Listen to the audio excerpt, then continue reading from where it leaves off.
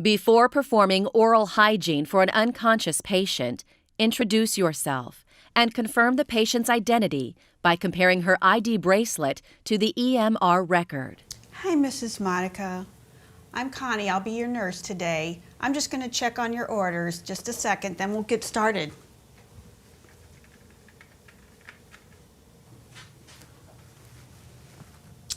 Okay, I see your name is Kathy Monica with a birth date of 10/17/1945. Great. I'm going to go perform hand hygiene and then I'll come back and perform oral hygiene for you. Perform hand hygiene and provide for patient privacy. Prepare your work area by placing towels on the overbed table and arranging your equipment on it. Raise the bed to a comfortable working height and lower the railing on the side on which you are working. Next, apply clean gloves and test for the presence of a gag reflex by placing a tongue blade on the back half of the patient's tongue. Use the tongue blade and a pen light to inspect the condition of the oral cavity. If the patient wears dentures or has partial plates, remove them before you proceed.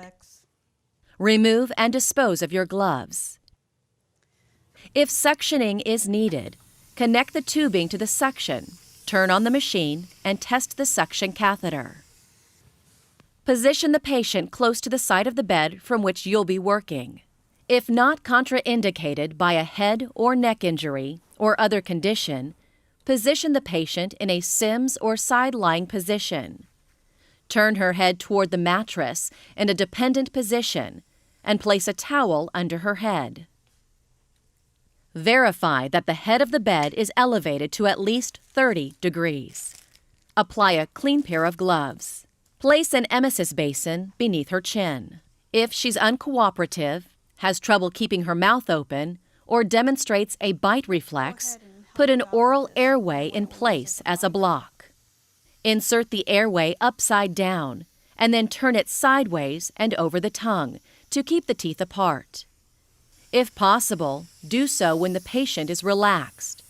Do not use force. Next, suction any accumulated secretions and clean the mouth using a toothbrush moistened with water. Apply toothpaste or an antibacterial solution to the toothbrush and use it to loosen any crusts.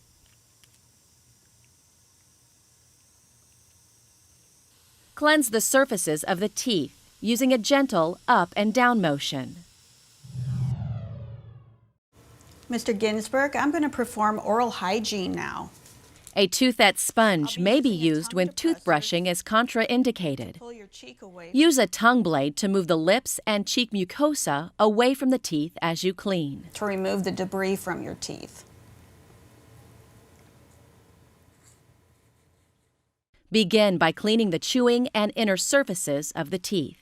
Then clean the outer surfaces by holding the toothbrush so that the bristles are at a 45-degree angle to the gum line. Be sure that the tips of the bristles rest against and penetrate beneath the gum line. Brush the inner and outer surfaces of the upper and lower teeth, moving from the gum line to the crown of each tooth. Be sure to clean the biting surfaces by holding the toothbrush bristles perpendicular to the teeth and brushing gently back and forth. Brush the sides of the teeth by gently moving the bristles back and forth. To rinse, moisten the toothbrush with mouthwash or chlorhexidine solution.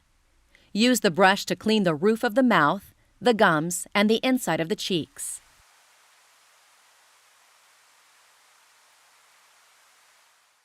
Gently brush the tongue, but be careful to avoid stimulating the gag reflex if the patient has one. Repeat this rinsing action several times. If necessary, use the suction catheter to remove secretions as you work. If a toothbrush can't be used, rinse the roof of the mouth, gums, and inside of the cheeks with a toothette sponge. Then use a gloved finger or toothette to apply a thin layer of water-soluble moisturizer to the patient's lips. Be sure to let the patient know that you've completed the procedure and will return her to a comfortable and safe position. Raise the side rails and return the bed to the lowest position. Clean the equipment you used during the procedure. Then remove and discard your gloves and perform hand hygiene.